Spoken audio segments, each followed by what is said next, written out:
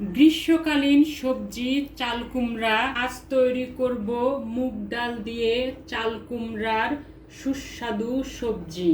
চলুন দেখে আসি চাল কুমড়ার এই অসাধারণ সবজি। যা যা লাগছে মেইন উপকরণ: গ্রীষ্মকালীন সবজি চাল কুমড়া। চাল কুমড়া আজকে রান্না করব মুগ ডাল দিয়ে। চাল কুমড়ার ডাল অথবা সবজি যেটাই বলি না কেন আমরা। এখানে আমার মেজারমেন্ট কাপের হাফ কাপ ভাজা মুগ ডাল আছে, আর এখানে আমি মিডিয়াম সাইজের একটা চাল কুমড়া নিয়েছি।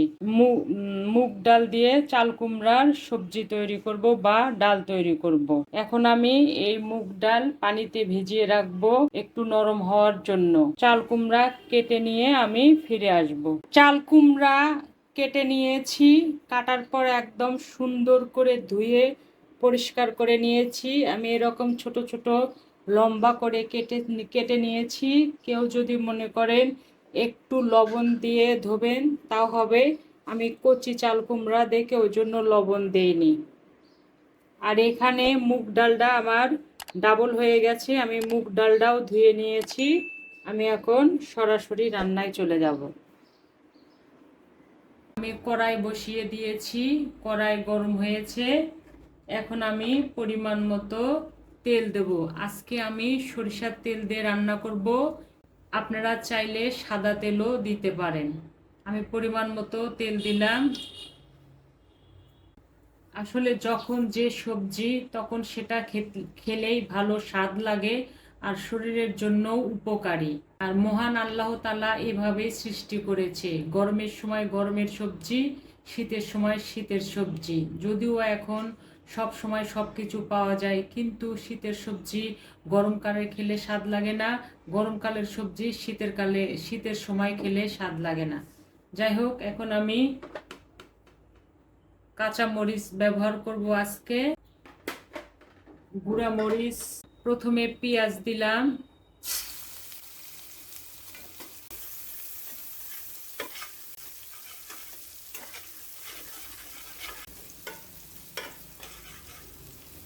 পেঁয়াজ ভাজা হলে আমি ফিরে আসব।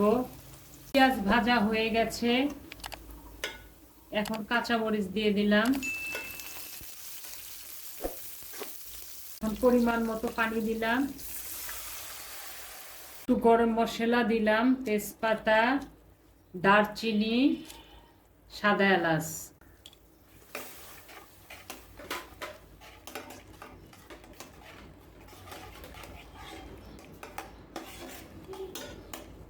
এক চামচ আদা বাটা, জিরা বাটা, রসুন বাটা আমি পরিমাণ মতো দিলাম।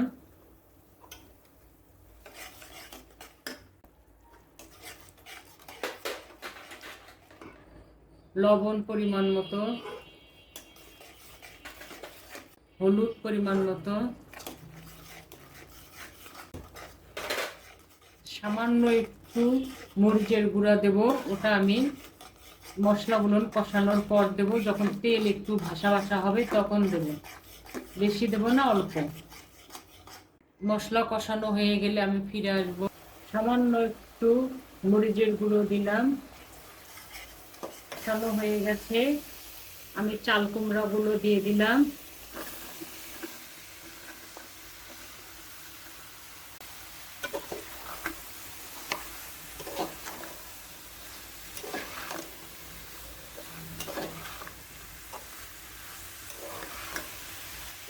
মুগ ডাল ভিজিয়ে রেখেছিলাম, ডাবল হয়ে গেছে, দিয়ে দিলাম।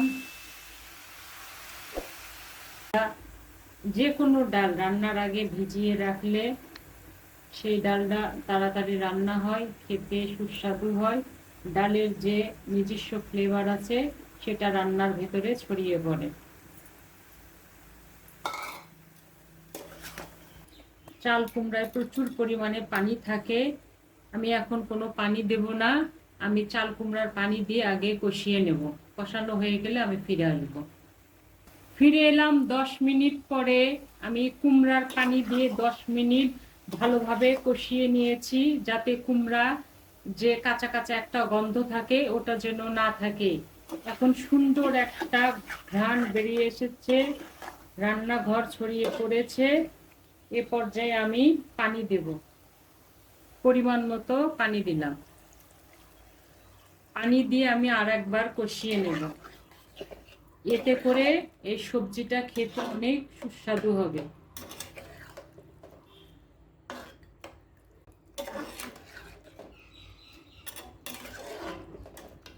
আমি এই পানি দিয়ে কিছুটা সময় কষিয়ে নেব, তারপর ফিরে আসব।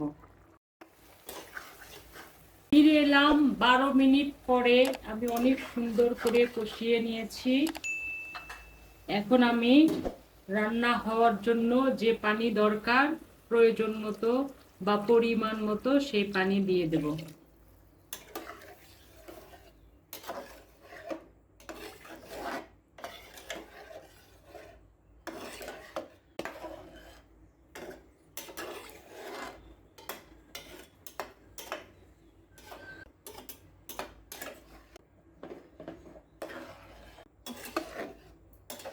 দু কাপের মতো এখন পানি দিলাম।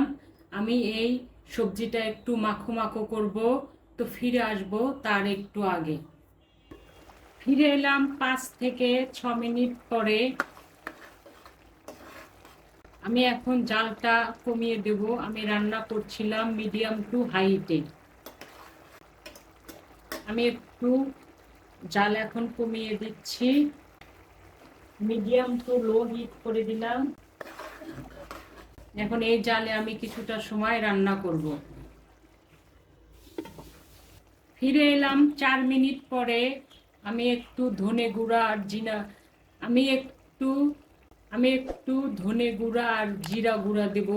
এতে করে সবজিটা খেতে আরো মজা লাগবে। তো এই পর্যায়ে দিলে বেশি ফ্লেভারটা থাকবে। পরিমাণ মতো দিয়ে দিলাম, একটু নাড়া দেব।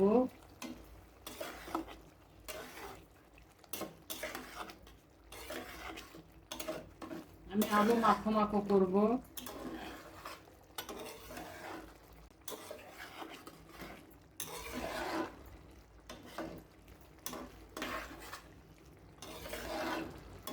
পাতাগুলো উঠিয়ে নেব।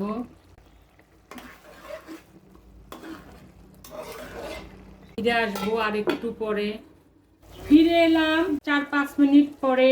আমাদের সবজি হয়ে গেছে। এখন একটু ধনেপাতা দিয়ে দেব, ফ্লেভারটা ভালো হবে। 2-3টা কাঁচামরিচ দিয়ে দিলাম।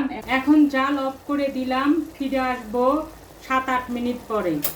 ফিরে এলাম 6 থেকে 7 মিনিট পরে। কত সহজে হয়ে গেল চাল কুমড়ার এই সবজি। মুগ ডাল দিয়ে চাল কুমড়ার এই সবজি খেতে অসাধারণ লাগে। সাদা ভাত, পরোটা, রুটি দিয়ে খেতে অনেক মজা লাগে। আশা করি আপনাদের ভালো লেগেছে। ভালো লাগলে প্লিজ লাইক, কমেন্ট, শেয়ার ও সাবস্ক্রাইব করে আমার সঙ্গে থাকবেন। ভালো খান, সুস্থ থাকুন। ইনশাল্লাহ আবার দেখা হবে। আল্লাহ হাফেজ।